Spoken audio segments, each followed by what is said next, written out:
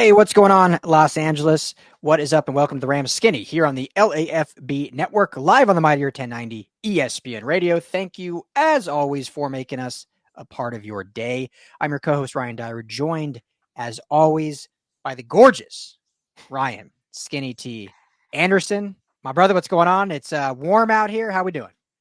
You know, I don't feel gorgeous. It was one of those days I got to work real early this morning, about 8 o'clock this morning, and just hit the ground running and felt good and was in the zone, in the writing zone. And Yeah. I'm unshaved, unshowered, feeling gross. You look like a writer. You look like a Yeah, writer. I mean, perfect. you look like Hemingway. How many glasses of whiskey have you had already today? Well, it's not quite 5 o'clock Pacific Standard Time here yet, so I'm all hopped up on caffeine. I can tell you that. How many cups of coffee do you usually consume a day? Like, You can you when have a large number, or do you have to cap out? I cap out at 2. I have 2, like, basically back to back right away in the Yeah. morning. Wake up, make the coffee, and then as soon as that's down, get the next one going, and that's when I'm into my writing. And then I'll have a cup of tea somewhere a little after lunchtime. Gotcha. Yeah, I'm the same way. Like, I love coffee, but I cannot have more than 2 or else. Yeah. I mean, as long as I eat something, then I can have another one. But if I have 2 cups and then try to have a third before eating anything, I feel just like doo-doo butter, like not good at all. So I cap it 2, unless I get a nice big breakfast, and then I can throw a third in there. And I'm usually starting at 6:45, 7, and so I need sometimes that third. But I'm like, this is gonna not go over well. So anyway, thank you all for hanging out. Rams Skinny here in the LAFB Network. If you're on our YouTube page, Rams LAFB, thanks as always for tuning in there. If you're not, head to Rams LAFB, hit that like and subscribe button. Anywhere you get your podcast, just search Rams Skinny, and obviously the website is LAFBnetwork.com. All of our socials, LAFB Network. I am at Ryan Dart LAFB. He is at RL Anderson LAFB. But without further ado, let's get into some Rams talk. I'll pay the bills in the middle segment. We'll do that. So we'll just jump into it. So starting, OTAs are going on this week as they went on last week. Keep going. We got a special team coordinator, Coach Blackburn, talking to the scrum. Was it Tuesday or yesterday? On Monday, I believe that was that went up, I believe.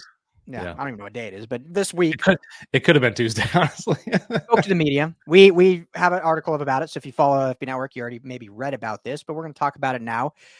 Really just kind of was very candid and went into this new kickoff rule. So for those that don't know the new kickoff rule, and it's hard to just explain without having visuals, which I didn't think to really prep any. I probably should have. That would have made it easy. I could have showed people on the screen, but essentially, you have your kickoff team now is lined up closer than they previously were, and they cannot move until the receiving team or the kick returner catches or touches the ball. So there's no basically just huge running start where basically in the past, your returner, if he's not doing a touchback, once he catches the ball, he has about 10 yards before there's contact there.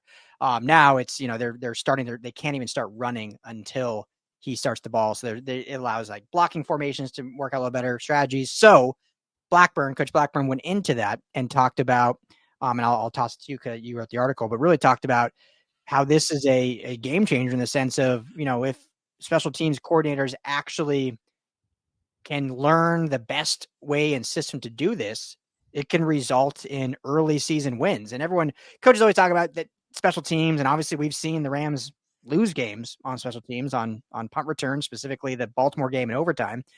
But it's like how really on kickoff, how really strategic can teams be? And obviously, you only realize the kickoff team is around when they give up a touchdown, right? But it happens so few.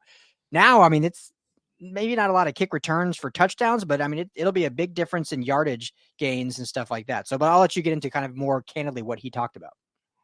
Yeah, absolutely. And that was, you already pointed it out, but that was what, kind of caught my ear when he was talking. Usually when the special teams coordinator is talking, we maybe zone out a little bit, maybe the least important, definitely within the Rams house, been treated like the least important, as I've chronicled over the years with their struggles finding a good kicker. But yeah, he he talked about several different kind of strategies that they're mulling over right now to try to find that early season edge. Because this is, if you think about it, this is probably one of the more significant rule changes that we've seen to the game in our adult life.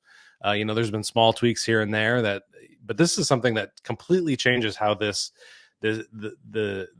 field will look during a kickoff and how it's going to play out. So one of the things that was actually dropped by Kansas City Chiefs special teams coordinator is replacing the kicker with somebody that is not a kicker. Yeah, somebody they that don't want their kicker tackling. Yeah, yeah, exactly. You don't want your place kicker tackling because you're going to need him for a field goal late in the game, maybe. So, and then there's a discussion about one kick returner or two kick returners, and they have to cover all this ground.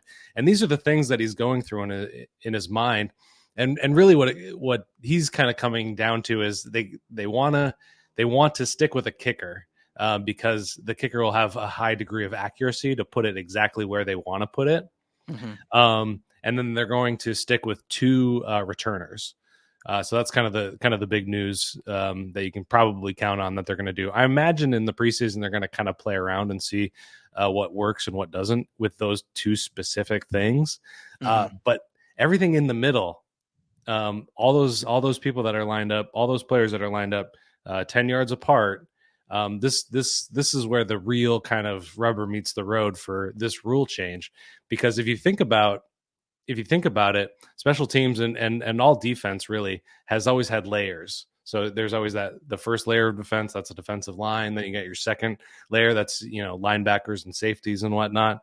And then you got that third layer. This has one straight line of defense. The trenches. That's it. Take the trenches. That's it. So that's going to create a bunch of explosive plays. And so really what he focused on was how are you going to ensure that you create some level of defenses, basically several levels, so that your kicker isn't the one that's going to be responsible for that. And they're digging deep into the playbook and trying to figure out how to teach this stuff to these guys, because this is obviously brand new to all the players as well. And what are the best practices? And so they're looking at all sorts of different established football plays, from gap scheme stuff, outside zone stuff, all these different blocking schemes and defensive schemes. And he's had both sides of the coaching staff in his office just trying to hash all this stuff out. Go watch the interview. It's up on YouTube on the Rams YouTube page. And it's really just fascinating because he goes into a lot of details, and it's very evident that he doesn't quite know exactly how this is all going to play out, which I imagine that's true for all the buildings. But it's just kind of exciting to think that, we go back to the Chiefs. I wrote a piece a while ago about whether the Rams should bring in a rugby player. Mm-hmm. Go watch some rugby plays, and you'll start to see the kind of the similarities of how the ball is being moved. How players are being moved, and those guys have this kind of, there's no whistle in rugby, so they're playing beyond the whistle continually. And there's a kicking game. There's a kicking element in rugby as well, which could be helpful in this new scenario. I'm not saying the Rams will end up doing that, but the Chiefs did bring on a rugby player through the international portal. So really fascinating stuff to me. I'm now really excited to see, the innovation that this brings. And, the point being is all these explosive plays that might happen, this can win games. And that's they had kind of legislated out big plays in the kicking game. This is going to open it up a little bit more. Yeah, no, I mean, I love the change. I think we talked about it when it first happened, and broke that down when the rule change first happened. But love this change. It's been fun listening to him, and he could watch XFL film. I mean, to me, I'm surprised it took the NFL this long to adapt it. The XFL launched this back in their inaugural season in 2020 before the COVID shut them down, and this was one of their big rules was this kickoff, and the NFL now adopted it, but it's literally the same thing the XFL ran. So there is tape out there If you go back to that season in XFL, the LA Wildcats were the LA team here, ran it right at Dignity Health Sports Complex where the Galaxy play. I watched it live in person. I mean, it's definitely, it's safer, certainly, because you're not having those huge running full speed collisions. It's a lot, you're still hitting and you're still getting tackled, but it's that, like you said, there's not all the layers. You have your literally all 10 players besides the kicker and the returner are all in one line 5 yards apart. So it's like being a normal line of scrimmage, if you will. And so it's going to really take, as you alluded to, what he was mentioning is like these different, trap, zone, gap, these different schemes. Like, is McVay going to try to run 11 personnel on kickoff? Like, what are we doing here? But there's some film out there, so I'm curious how much they'll dive into some XFL stuff to see and get creative with it. So this is where a punter like a Pat McAfee would make a killing now with this new rule, because he wasn't the field goal kicker, so there was no fear of you're losing. Obviously, you don't want to lose your punter either, but I think any coach would admit like field goal kicker is a little more important than the punter because there's actually points involved. But McAfee can hit. Remember, he had some of those big hits on kickoffs when he would kick them off, and so he would not only be an actual competent kickoff guy because he could do that, but you weren't losing a tackling player as well. So any punters out there that can tackle as well, this is now another opportunity for them to make NFL squads. We don't want these, beanstalk punters or whatnot. We need some girth on these guys that can be on the kickoff team. Absolutely. Yeah. Girth 100%. That's and those rugby guys, like you mentioned, the rugby guys that kick, they're not just coming on for the kick. Like they're in the scrums, and then they're also I think they all kind of, I don't know. I used to pay attention to rugby a lot more, but I think there's definitely one specific guy that's better at kicking, but I think a lot of them, you can obviously kick whenever if you drop kick it. So, anyway, so yeah, I'm super excited to see it. Hey, if you're ever interested, there's the Los Angeles Guillotines professional rugby. We should definitely go check that out sometime. Their name is the Guillotines? Yeah. They wear bright pink uniforms, and the name comes after their owner, who invented a drink based on the martini or something like that. I hate the name. Love the uniforms. And I think they were in the championship game, and that's how I ended up watching them on TV. And that's where I found out about the Los Angeles Guillotines. Look at you. Okay. The worst. Yeah. If anybody wants obscure sports references, I'm your man. I love that. I'm absolutely down to go to a Guillotines game if they're still around. Their website's not really loading right now, so maybe they are one of the defunct teams of Major League Rugby. But anyway, we'll look into that later. But they were for sure a real thing, the Guillotines. So recruit if they're especially they're defunct. There's a full squad of rugby players that need a home. So before we get to our next topic, show is always brought to you by our friends at BetOnline. Head to betonline.ag today. Get a 50% welcome bonus when you join. Sign up for the first time. Put that deposit in and get 50% just for doing that. NBA playoffs start tonight. If you're listening to this on Thursday, if you're on Friday on radio, we already have the results of game one. Stanley Cup playoffs start, I believe, on Saturday. Yeah. Can't wait for that. That's going to be fun. Edmonton, Florida. Can bet on all that.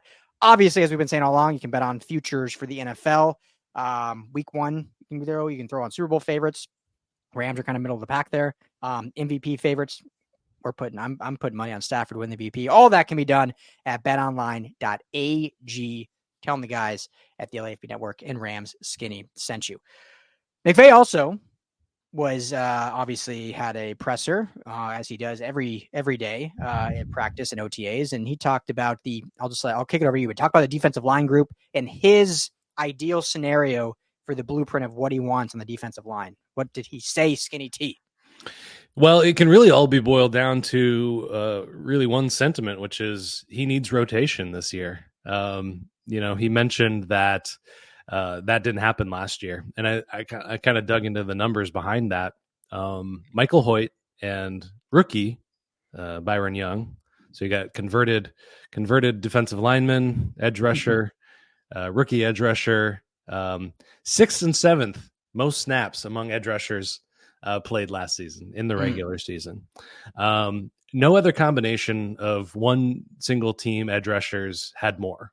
They led that together, and it wasn't by a small margin either. Minnesota, I think, was the next highest, and LA led them by over 100 snaps. So basically, Wow. two games worth of snaps ahead of the next, and that's just not ideal. Those guys get winded. We saw that Byron Young wasn't always the most prepared technically. He's got a good speed rush, but doesn't set up the ideal situation. And then in the interior, it wasn't much better. It was Kobie Turner and Aaron Donald, and they now have to replace, at the very least, Aaron Donald snaps. We know we can't replace Aaron Donald altogether. Yeah. And they've invested heavily at this position, not through free agency, but through the draft. You go back and you look at the last few draft classes, and you just look at the numbers that they've added to the defensive line. Byron Young, who I've mentioned, Kobie Turner, who I mentioned, Nick Hampton, also O'Shawn Mathis, and Desjuan Johnson, all added last year. A lot of those guys didn't end up playing. That's 5-6 picks out of the 14. You look at Daniil Hardy from the previous year, 2022, Bobby Brown from 2021, and Ernest Brown, no longer on the team, maybe practice squad, I can't recall. Just another name though. But then you look at this year, who they added, obviously Jared Verse in the first round, Braden Fisk in the second round, Brennan Jackson, Tyler Davis. So another in free agency, or undrafted free agency. So obviously they're looking to try to figure out how to find kind of the people that the guys that can be the starters, but also the rotational pieces for the defensive line.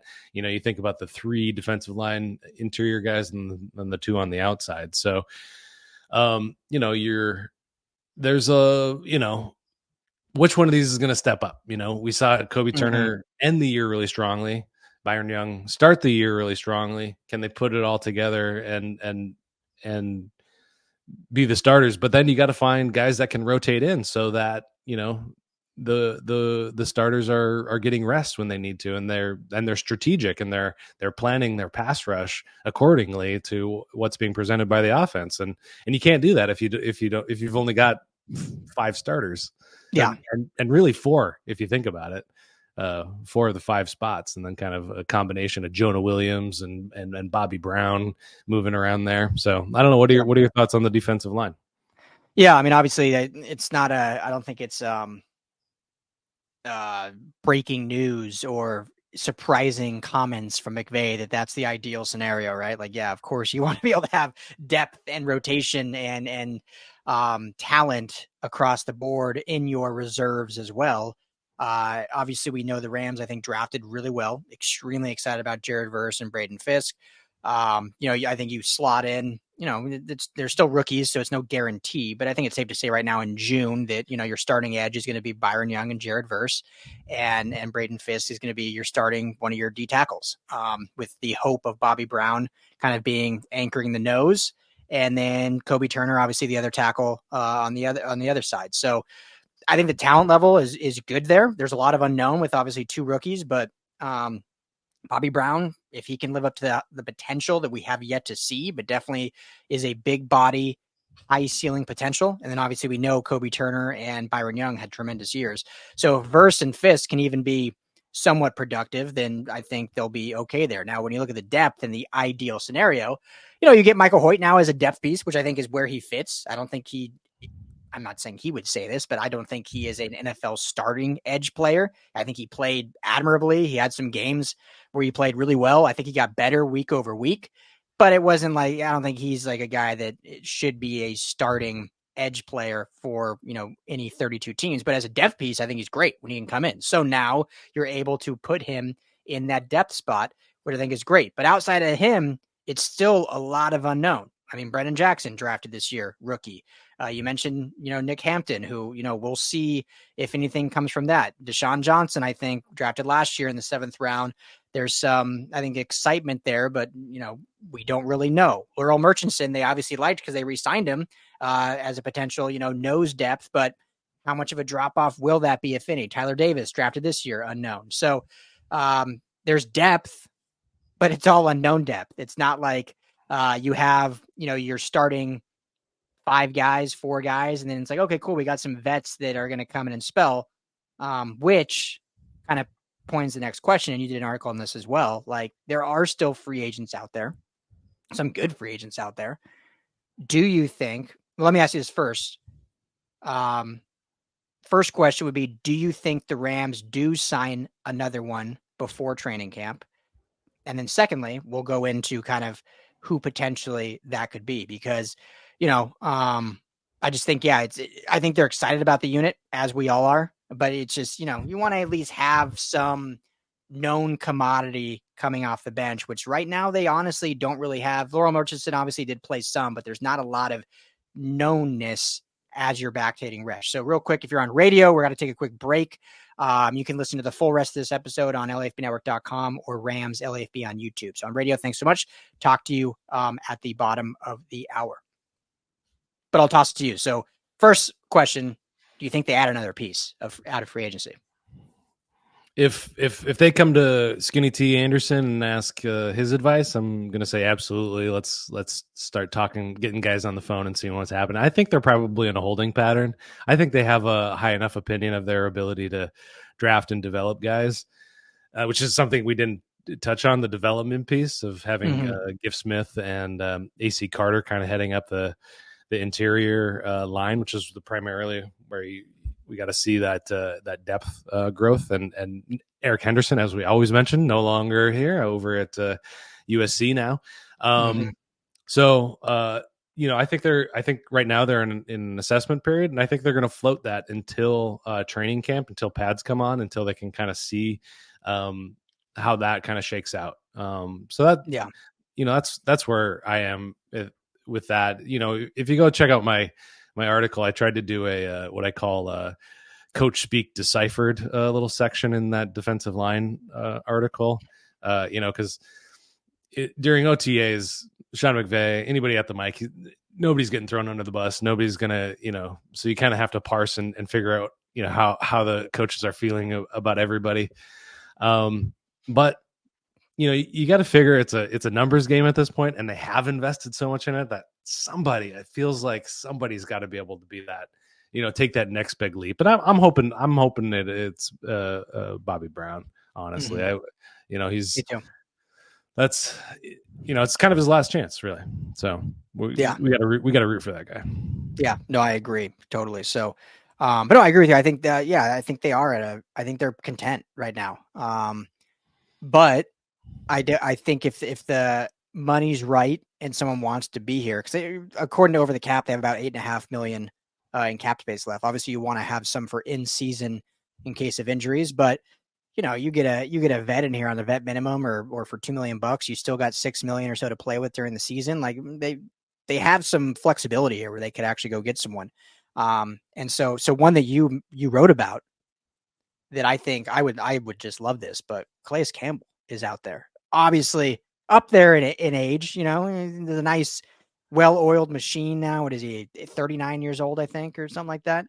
And anytime I call a guy old, I have to remind myself that I just turned 41 myself, but he's old in football years. So yes. Yeah, 16-year vet, coming off a 1-year contract with the Atlanta Falcons. Still, he's probably one of those guys that's going to, hang around and wait till training camp is mostly over before he makes any decisions. So, but yeah, I mean, to me, it's a no brainer. You had a guy that's got a ton of experience. And proved to be a really good, defensive lineman on a bad defense last year. He put up pretty good numbers last year for an old guy on a bad defense. He 42 pressures, which he led the team, second with 7 sacks on the Falcons. And he had the 10th best PFF run defense grade among edge rushers. They call him an edge rusher, but he's huge as well. 6'8", 282. So probably the biggest edge rusher out there. So I wouldn't mind, you could bump him in, He was, good in run defense, as I was saying. So this to me is a no brainer if the price is right on him, if he's not asking for too much. Just get the old head in there, just teaching these young guys in there. We haven't run down the list again, but rookies, second year, nobody off their rookie contract along the defensive line. So they're expecting a lot from those guys. Yeah, exactly. So, but no, I mean, this is, to me, it's, 1 year deal for one of these guys. You're not going and breaking the bank. You're not signing some franchise edge rusher or something before training camp, or franchise interior guy. You're adding depth, a guy as a veteran, bringing some veteran experience to a very young room. You mentioned the development, right? And we'll see how Gift Smith and AC Turner do, because it is a different, obviously a different coaching, probably, I don't know if I want to say full on scheme, but definitely a different coaching style. I mean, every coach does things a little differently. And when you've had Coach Henney with the Rams as long as he was, go into a new coach and Gift Smith, things are going to change. And so bringing in a vet to help develop. I mean, how many times have we heard the stories of Aaron Donald being a coach within the player on the field? How many times have we heard Andrew Whitworth being a coach within the player on the field, helping younger guys, bringing them along? You bring a guy like Calais Campbell that has 16 years of experience. Like, so what if he only gives you 12 plays a game? Like, it could be invaluable what he gives you throughout the week, just in meeting rooms, just on the field in preparation. And so that alone, I think, would be worth the $2 or $3 million it might cost. So Calais Campbell, to me, is probably my most coveted, because again, 1 year deal, get you some plays in depth, but obviously what he brings in between the ears. But you look at this list, Skinny, of kind of who's still available. I mean, Emmanuel Ogbah is still out there, 31 years old. Now, maybe he's wanting quite a bit more money, and that's why he's still sitting out there. Yannick Ngakoue still sitting out there, 29 years old. I mean, this dude, Yannick Ngakoue, last contract before this past year, signed a pretty massive deal with the, where did he go? From the Jaguars to the Vikings and then to the Bears. He's kind of been all over the place the last few years, but he signed a pretty massive contract his last big free agency period. So there's still some talent there. Carl Lawson, 29 years old. The one that also entices me, because you could get him for cheap, Charles Harris, another one, 29 years old, just previously with the Lions, a former first-round pick at the edge position. But Mike Purcell is another one that I'll throw out there. I know I always bring up Broncos, so Rams fans probably hate that, but he's been the Broncos' starting nose tackle for the last 3 seasons. Wow. And he's 33 years old, so a 1 year deal is not like he's not going to make it through a season after just being a starter. Get him for cheap. Then if Bobby Brown waivers, you have a guy that's literally started 16 games the last 3 years, or 17 games, I guess, the last 2 years. But a guy that if Bobby Brown works out great, you have great veteran depth there that you can count on starting in at that nose spot, because he played the nose tackle position in kind of a 3-4 scheme. So I think he'd fit well. So Mark Purcell is another one that I intrigues me that you can get for cheap. Yeah, that's probably, Calais Campbell is probably my favorite answer. That's probably the best answer, because he's not going to garner a lot of money out there. I wouldn't imagine. So, yeah. So let me shift it to free agents in general. Are there? Let me ask this first. Anything on the offense? Is there anything on the offense that you would add a free agent before the season?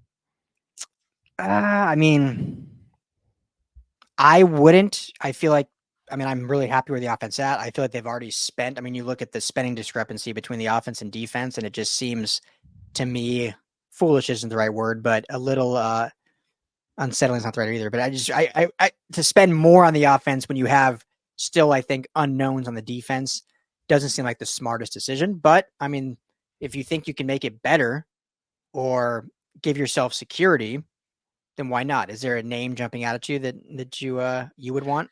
The only one that I keep coming back to is David Bakhtiari. Yeah. Now, obviously, the age, a problem. He's played 13 games in the last 3 seasons. Yeah. So, not good. But the year before he went out with that injury, he was an all-pro, first team all-pro. So, there's got to, they're taking a flyer on Tre'Davious White. You could take a flyer on this guy and see if he can beat out Alaric Jackson for that left tackle position. And Alaric Jackson allowed the team's most pressures. Only 1 sack according to PFF, but he did lead the team in pressures. So, I like Alaric Jackson, but is it a possible upgrade and further that kind of just dominant mauling offensive line that should just push everybody around? I mean, you could talk me into that for the right price. Yeah. No, I mean, I totally agree because, I mean, here's the thing, right? Like everyone's talking about these huge improvements on the offensive line, rightfully so. I mean, in re-signing Kevin Dotson, bringing over Jonah Jackson, we know how good Havenstein is, and we know how good, our young rookie that we're moving to center is. But there hasn't been a lot of talk about Alaric Jackson, and played good last year. I think played above his weight, as you mentioned, gave it those pressures, but only 1 sack. But if this is the unit that you're pushing all your chips in, and you're saying we're going all in on the offense, we're going all in on the offensive line in terms of spending power. Do you feel comfortable? I'm not asking you specifically, but do you feel comfortable with Alaric Jackson as your weakest link? Because we've talked about it before. I've written about it before. Like the offensive line is like a chain link fence, or if you think of like a chain link, It's 5 chains. And so it's only as strong as that weakest link. Everyone talked about the football team being that, but in reality, the offensive line is the most contingent of that analogy, because if you have one weak link of that chain, you don't have a very good offensive line because defenses know exactly where to exploit. Guess what? Edge rushers nowadays, in the past, you might be a right edge rusher. That's the only way you rush from is the right side because that's all you can do. Guess what now? Oh, we're just going to move over to the left side because we know that's their weak link. And so every single week, our top edge rusher is coming off the left. And so do the Rams feel good enough about Alaric Jackson being that piece, or is it worth throwing a flyer at a David Bakhtiari, who, when healthy, is a top 5 tackle in the NFL? I mean, he's getting older, but he's only, I don't want to say only, but he's 33. I mean, he's not like he's 40. He's getting older, but he's coming off a lot of injuries, like you mentioned. There's also names out there, DJ Humphries. I wouldn't say he's great, but do you like that better than Alaric Jackson? Dwayne Brown, definitely older, but there's talent there in Dwayne Brown. And so I think there's some names out there that would be worth at least bringing in and exploring. And if Alaric Jackson beats him out in camp, great. You didn't break the bank. Maybe you even waive the vet after camp. Who knows? Or right before camp. But I think definitely if you're doing anything on offense, which I still think if you're gonna sign one guy, I think it should be defense. But if you want to do one on offense, it's got to be a left tackle, because that's the one position that is still like, do we feel bad about it? No. Do we feel terrible about it? No. Do we feel great about it? Also no. So it's like, if you can improve, why not? And if this Rams team is going to lean into the run game as much as I predict that they are going to, go look at PFF if you guys have the premium subscription. If not, hit me up. I'll send you a screenshot. The left to right differences are stark in terms of yards per carry. Especially to Alaric Jackson's gaps. Yeah. So, just throwing that out there. We're all dreaming at this point about actual football. So this is what we got for you right now.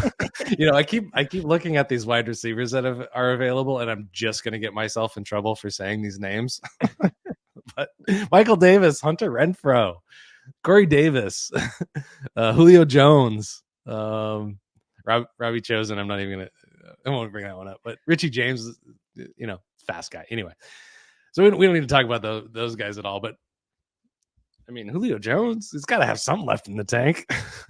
I mean, I'm thinking of Michael Thomas. I mean, another a guy that can't seem to get healthy, can't get healthy. But this last healthy year, he broke. I mean, he's the one guy that still has more receptions in the season than Cooper Kupp. The only guy Cooper Kupp didn't pass, I believe. Oh wow, was that his? I believe. I should probably look that up before someone just executes me in the comments.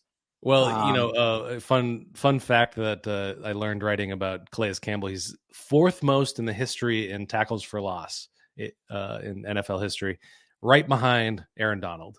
Aaron Donald did that in 10 seasons. Jeez. I mean, it's Calais Campbell's stat is great, but that's just incredible.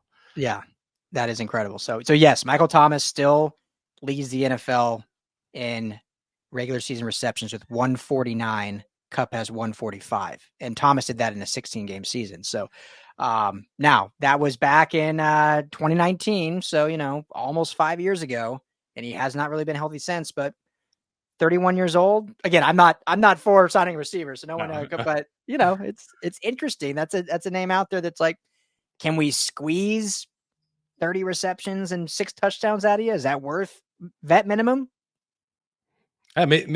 We'll see what happens mid-season if they're really chugging along like 2021 and the Odell Beckham situation is happening and Michael Thomas is just on the couch. Because here's the thing, right? And then we'll wrap up. Because I do not see them signing a receiver. I think they're pretty happy. So everyone listening, this is just it's June. Let us talk about stuff. It's June, all right. We're not saying the Rams are doing this, but like, do you feel Michael Thomas? And I know their skill set's very different, but just player for player, would you think Michael Thomas or even a Hunter Renfrow is an upgrade over Tutu Atwell? Yes, 100%. So then you do it. Fair enough. Then technically, again, I don't think they're doing it, but if you have that internal conversation, obviously Tutu is their guy they drafted 2nd round, but as of now, he's what, wide receiver 5-ish? I mean, 4 or 5. 4 or 5. Yeah. If he reaches what they think he can be, obviously he's that burner. They haven't used him enough in that role, so why wouldn't you go get Hunter Renfrow would be silly because that's literally you have 3 of the same receiver with Kupp, Puka Nacua, and Hunter Renfrow. It'd be the funniest 13 personnel ever with those 3 guys, just all running 3 out routes, like 2-yard out routes or 1 dig route. But it could be effective. I mean, the dudes get open. Hunter Renfrow had some solid seasons with the Raiders until they changed kind of their offensive scheme last year after Gruden left. So I mean, that's the only thing I'll say. The Rams aren't doing it. But if you literally can look in the mirror and say, is this an upgrade over who we currently have? And I'm not trying to bash on Tutu Atwell, but I think most people would say, if healthy, Michael Thomas for sure, and probably Hunter Renfrow is an upgrade over Tutu Atwell. So if you can get him for the vet minimum, you're only hurting yourself by not doing that. Yeah, and these guys get hurt. We're not wishing it upon anybody. On a similar note, we do have a article with a poll embedded into it about Tutu Atwell. Make your voices heard. Pro Tutu Atwell or time to move on from Tutu Atwell. Yeah, it's last year of his rookie deal. So should they re-sign him? And if they sign a Renfrow or Thomas, I think the writing's on the wall. They do not plan to re-sign. Only 53 spots on this roster, and there's going to be a rugby player maybe. So exactly, a rugby player and a tank punter. So they already have they got their good punter right now, so they don't need to replace that. So so it'll be interesting. I definitely think they add. So I'll just on the spot. Do they add a free agent for training camp, and what side of the ball is it on? I think so. I think they'll decide. I think they'll eventually decide that they need something extra along the defensive line and probably interior. That's what I would guess. Cool. Yes, I agree. I think they will add a free agent, but just because of how they've been now, the draft was different. They followed our Rams skinny model for the draft, I feel like fairly well. Like they went along with at least the first 2 picks. Free agency, not at all. So I feel like because it's free agency, they stick with not doing what we think they should do, and they'll sound like a running back or something, like just something super random. Not a Dalvin Cook's out there. Cam Akers is a free agent. Brandon Bolden's out there if they want to. Brandon Bolden's a good special team guy they can bring in as a running back. So Blackburn said Boston Scott right now is kind of the leader in the clubhouse for the return guy. Little note on that. But I think they will add. I for some reason I just think they'll add someone on offense randomly. So not a running back. I was kidding, but some offensive player, which hopefully it's an offensive tackle. We'll take that. Yeah. But my hope would be Calais Campbell or Mike Purcell. Those would be the 2 names I would love to see in Horns come training camp. Yeah, excellent. Yeah. There we go. Anything else to add, Skinny T? No, I think we're good. We always say we're going to keep it short and, pity you poor listeners, get you guys back to your day and just kind of give it to you fast. We're at 40 minutes. So yeah, but we kept the opening tight. We're tight. Not a lot of weather talk. Yeah. Quickly, I only mentioned the weather once. It was a quick like, oh yeah, it's warm out. How we doing? You're welcome. You're welcome, listeners. High and tight. I did see one comment actually mention a brewery. We asked for brewery recommendations last episode. So any new listeners, we're looking for more LA brewery recommendations that A, we can partner with, B, we can just check out because, who doesn't love an LA brewery? The guy mentioned Art District Brewery, which I love. Oh, one of my favorite breweries. You've been there, right? I haven't been to Art District Brewery, but I love the Art District in general. And there's several down there, I feel like. Yeah, there's a ton. I mean, Angel City's right there. Yeah, that's what I was thinking of. But I love Art District Brewery. It's cool. They got like skee ball in there. Got a bunch of tables. They have liquor too, so not just beer. If you want to do some liquor, we're like Angel City is just beer. Yeah, a lot of cool spots. My favorite bar, and then we'll end with this. So most people probably have already logged off by now anyway. But my favorite bar, kind of in maybe even just LA in general, it's called The Resident in the Art District. Have you ever been there? Never been there. No. Oh, it's awesome. It's so it's pretty close to Art District Brewery. It's, Art District's pretty small, but it's mostly all outdoor. And the bar is like an old, Winnebago or old, camper van converted. They do have a little indoor area, but the primary area of the bar is all outside, with just nice trees. And it's just, it's the perfect LA vibe. Love that. Outside, basically going up to a taco truck to order your drinks. It's great. It's just LA in a bar. I love that. Yeah. Atlanta, yeah. I mean, there's a lot of cool LA bars. So anyway, any other brewery recommendations, let us know.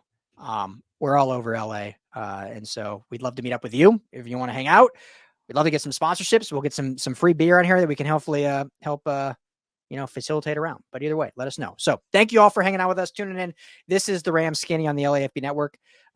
Make sure to like and subscribe to the Rams LAFB YouTube page. Follow us on all of our socials at LAFB Network, and the website is LAFBnetwork.com. For Ryan Skinny T. Anderson, I'm Ryan Dyrud. Stay blessed. Everyone have a great weekend. We'll talk to you all next week.